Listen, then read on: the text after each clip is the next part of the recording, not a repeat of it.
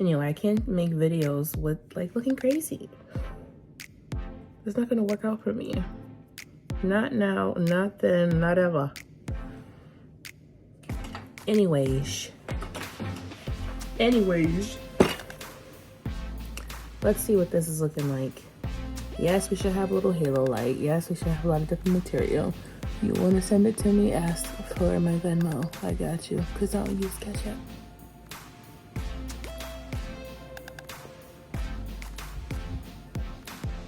But I'm not one of those qualifiers, really. It's too much. I never get to the point if I keep qualifying for everyone's potential critique. And I don't expect that. Like, what? We're family. Not to say that family members can't have an opinion, but you know what I mean? Don't worry about that.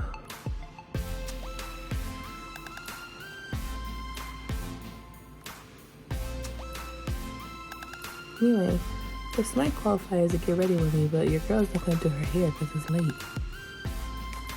And I'm not going anywhere. Not even for the gram.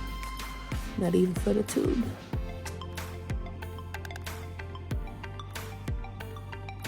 But anyway. A little better, it's a little better. So, we're gonna be talking about being ostracized today. And ways to cope with ostracism. Let's think about this. Usually, ostracism takes the most toll on us if it's from people that we actually value or care about. Now, valuing and caring about people implies that there's some kind of relationship or familiarity with them, right? So then that constitutes, as you know, a certain community that you belong to, family members, friends, social network. You know, like, if you do a social, like, type of asset map, then you can do a sphere of, like, influence. You know, I have my nuclear family, I have my friends, I have my school, I have my church, I have my job, I have, you know, all these different places that matter to you. And depending on the type of person that you are, it hurts because it's coming from someone that they care about, and they have a mutual respect in a basic sense, human beings, to want to connect, to have a value towards each other. It's mutual. But then when someone breaks the mutuality, it becomes no longer is it reciprocated that I value you and you value me, therefore we respect each other. Now it's, hold up, I'm not valued. Why? What did I do? Friends, family, co-worker, acquaintance, right? Loved one. Somehow there's a value that you are attaching to this person. Okay, let's evaluate that. What is happening is making me feel like I'm on the outside. Then why am I attaching so much value to what they think of me and giving that power to make me feel like I'm on the outside? It's a wake-up call, right? That's the first step. Power. Who really has the power to make me feel bad about anything? No one. Even if they say something and I hear it, or they have a gesture and I saw it, or something is weird and I sense it, that's okay. It doesn't belong to you because it came from the other person, so we don't have to really assume responsibility or even care. It doesn't belong to you because it came from the other person, so we don't have to really assume responsibility or even care. Or it could be, you know, some kind of misunderstanding. So this is about what we can do to not feel bad. First thing is to take a step back, but that's easier said than done. So practically, after we think about that and kind of like settle ourselves down, reduce the fight or flight response, get back to our normal respiratory breathing, journal, pray, talk to other loved ones, think about your character traits, how you are valuable, reestablish and reconfirm your value doing inner work. Doesn't matter how long it takes, doesn't matter what it is. And these steps can happen all together. They can be consecutive, like one after the other, or they can happen at the same time. I've noticed that helps. The second step I've noticed that really helps is in regards to Now, this is the tricky part. If this don't come out the way I want, I'm still gonna post this video. That's the point. So, yeah. So if it doesn't, this will be finger painting, by the way. So ASMR, finger painting, whatever you want to call it, but that's what it's gonna be. Yeah, so after assessing, how valuable I still am, then it's time to move forward with the communication phase, external communication.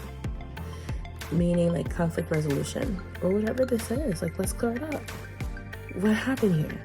Can I talk to this person? Can I reach out my hand to this person? Can I extend an ear to this person and see their point of view? Or will it cause me more pain? Then is there a person in the middle ground that can help me as a mediator?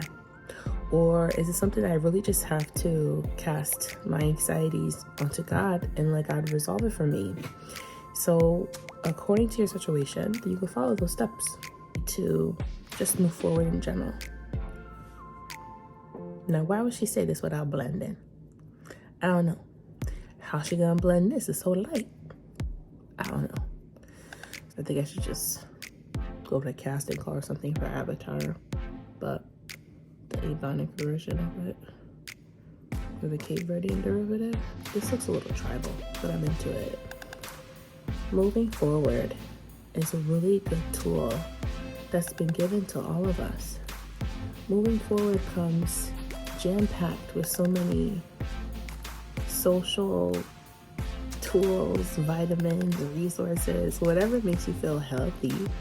Moving forward gives you the power to reestablish new relationships, or put a pause on the other one that was kind of making the situation feel less reciprocal, less balanced, where power was shifted to one side rather than shared between both. Excuse me.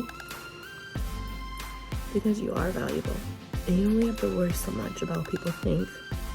And it's going to take a little research. It's going to take a little time. It's going to take some tears. It might take a few days. It might take a few weeks, months, years for you to rebuild what was perceived to be broken or violated or lost. But that's okay, because that's a task given to all mankind, to every human being, is to develop and survive. So, this is not to suggest that you have to do it alone, that, children have to do it alone, that teenagers or adults have to do it alone. No. We have to access and identify what are the resources that we have and who can help me. So, yeah, this looks like white paint, but it gets better. Now, here comes the glow up. It's not anything to, flaunt or boast in front of the other person, but it really is to just be who you were before the conflict and add even better. The conflict can be perceived on either end, but if there's no resolution that is considered to be closure to you, that's okay. It's not a big deal. Why? Because whatever we give our attention to is what gives it life. But we don't give attention to it, we really don't have to live in reality of whatever that is. Meaning, I can do whatever I put my mind to. Meaning, out of sight, out of mind. Also meaning, new body, who this? I'm just playing. Anyway.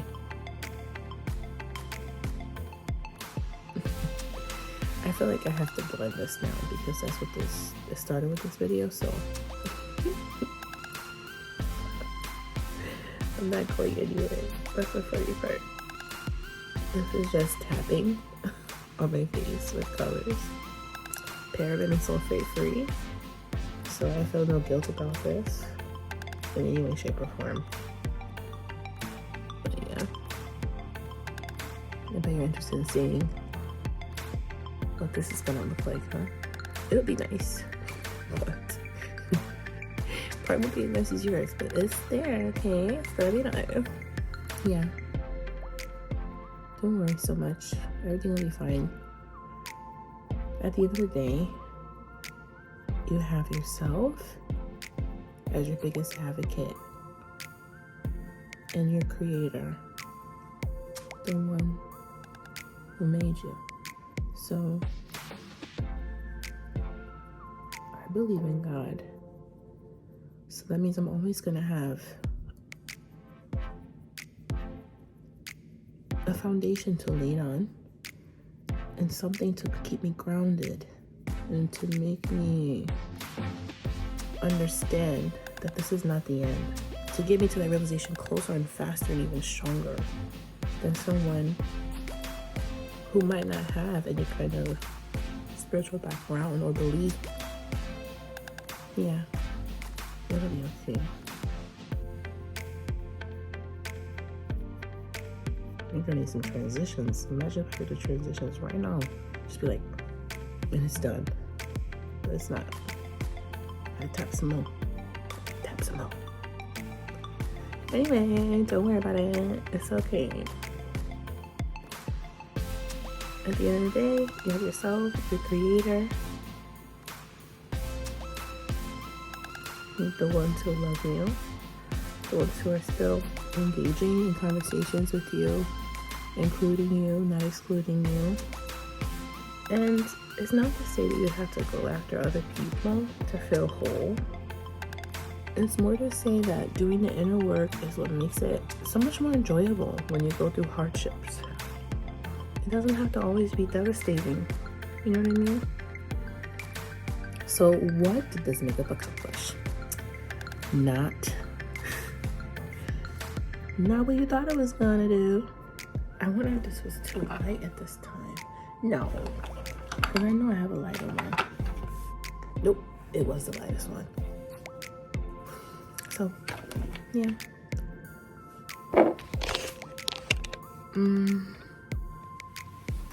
Okay, there we go. It's a little dewy.